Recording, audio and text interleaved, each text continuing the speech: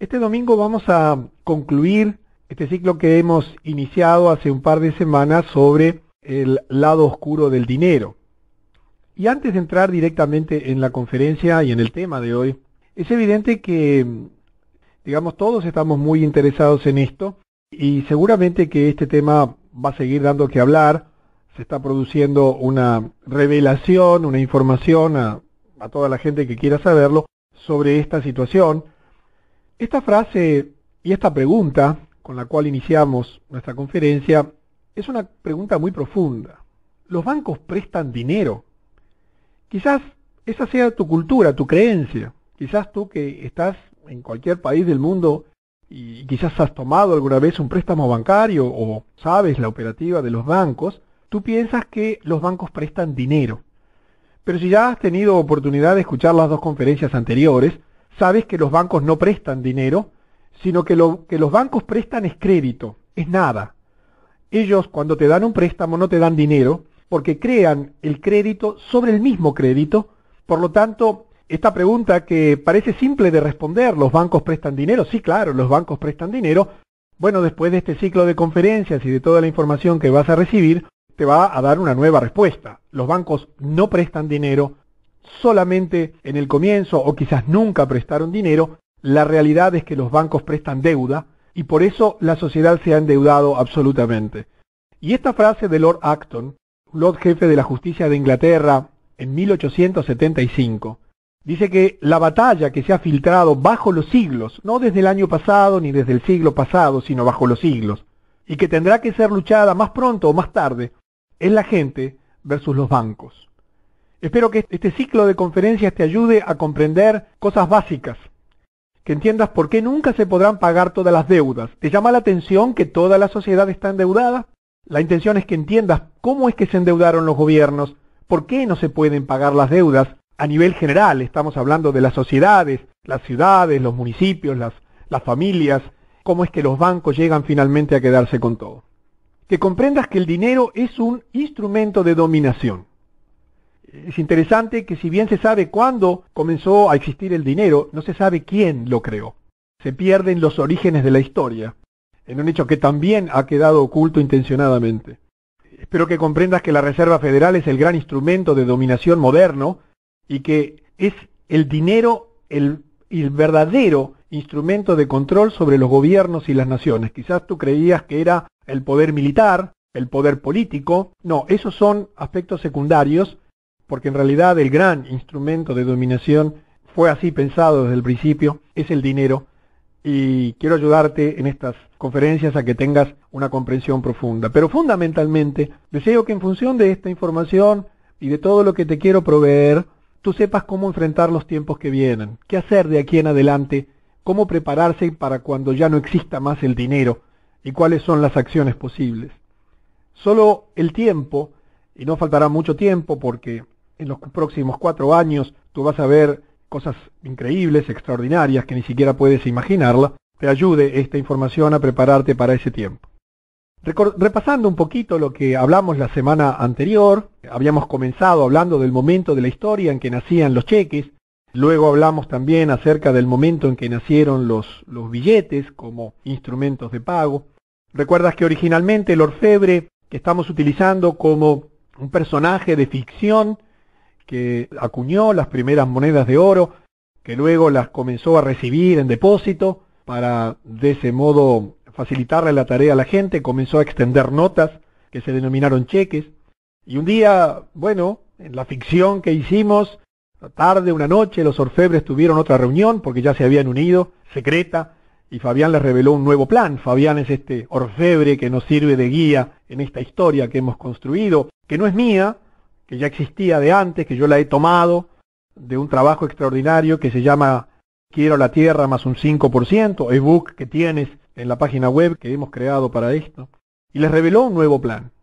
Convocaron al día siguiente a una reunión con todos los gobernadores y allí comentamos en la reunión anterior cómo fue que a partir de esa idea que él explicó, comenzó lentamente un proceso por el cual se iba a ir sustituyendo definitivamente el oro, la moneda verdadera, como instrumento de pago para ser sustituido por papeles que poco a poco irían perdiendo su valor en un proceso que te expliqué y que en el día de hoy absolutamente carecen de valor.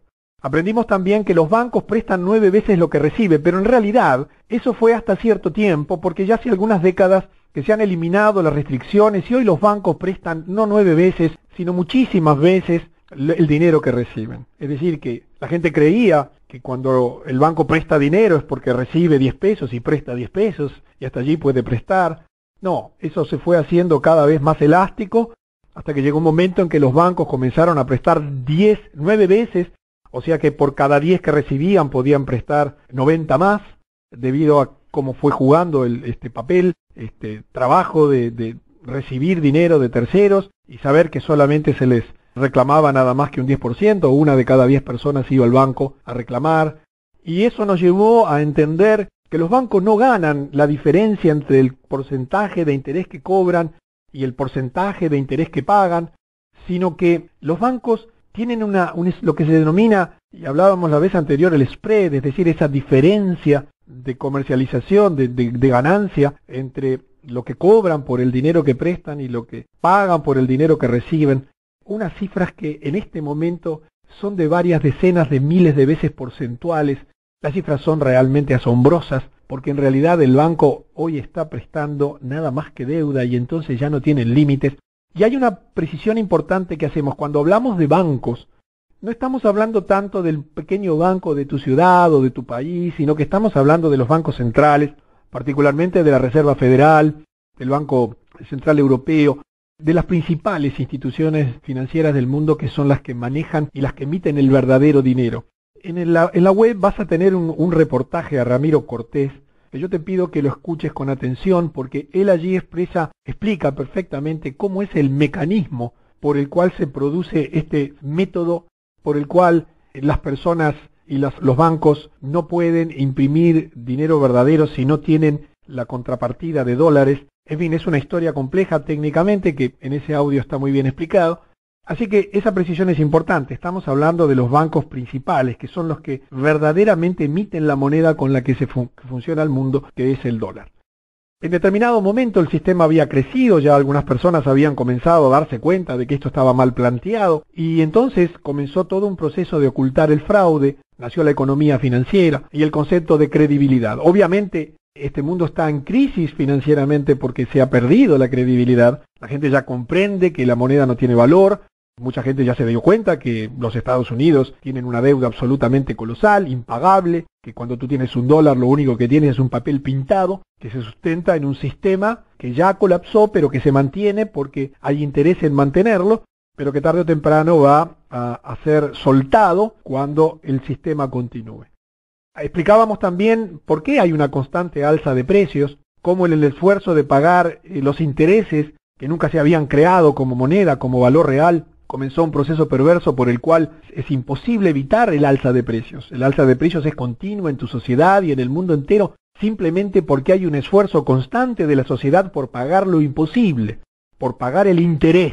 Y eso no se puede pagar porque nunca se imprimió, nunca se acuñó. Es un valor que no existe y por eso las sociedades están absolutamente encadenadas, prisioneras, en un esfuerzo imposible. Y claro, en el esfuerzo por pagar lo imposible, las empresas, los empresarios tuvieron que comenzar a crecer los precios, los empleados se quejaron y naturalmente comenzó una pugna de intereses y explicábamos la vez anterior por qué en determinado momento apareció la huelga cuando nunca la sociedad humana había concebido esa posibilidad que la gente dejase de trabajar. Porque el trabajo tenía que ver con esto que te estoy mostrando ahora, la verdadera riqueza. Porque llegó un punto en el desorden creado en que se comenzó a olvidar la verdadera riqueza. El dinero no fue creado como un objetivo en sí mismo. No tiene sentido que tú te dediques a juntar dinero, a ganar dinero, a trabajar por dinero. La sociedad fue creada y el ser humano fue creado para trabajar, para plantar lechugas, para generar naranjas, para producir vacas, para producir abrigos, instrumentos de labranza, etcétera, pero no para trabajar por dinero. Y entonces en ese olvido de la riqueza intencionado, hoy es un viva el dinero y vivan los bancos, y se ha creado una cultura donde toda la gente está trabajando por dinero, y hemos olvidado el verdadero sentido del trabajo.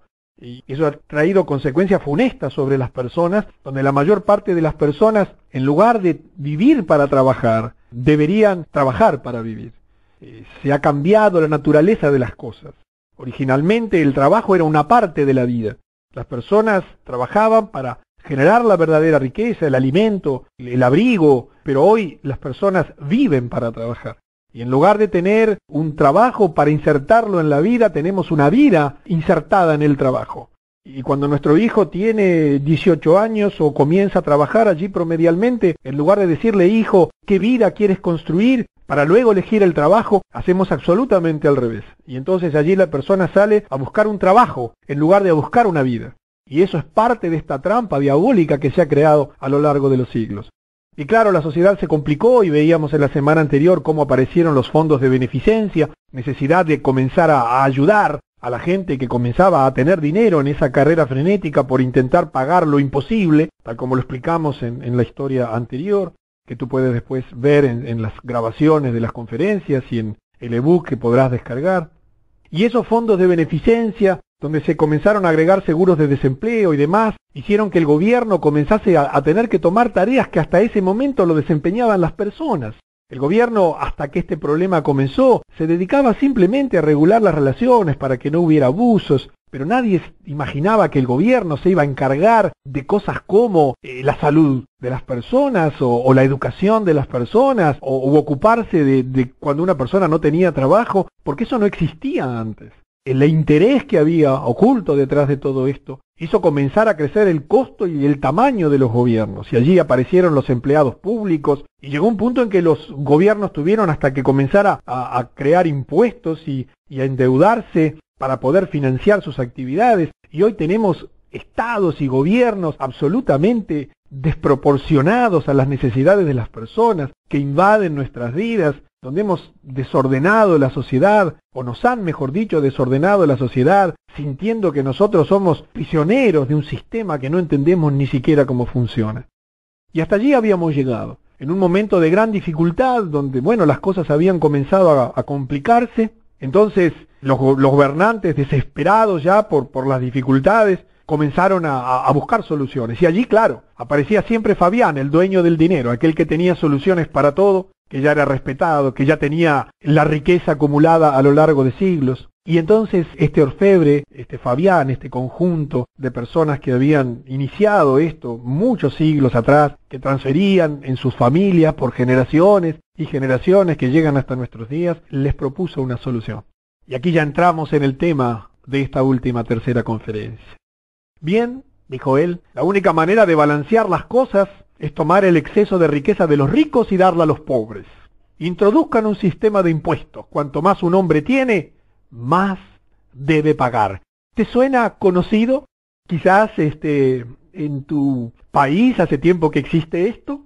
Aunque el año pasado aquí en nuestro país el gobierno nuestro comenzó por primera vez a aplicar el impuesto a la renta. Y no sabes la discusión que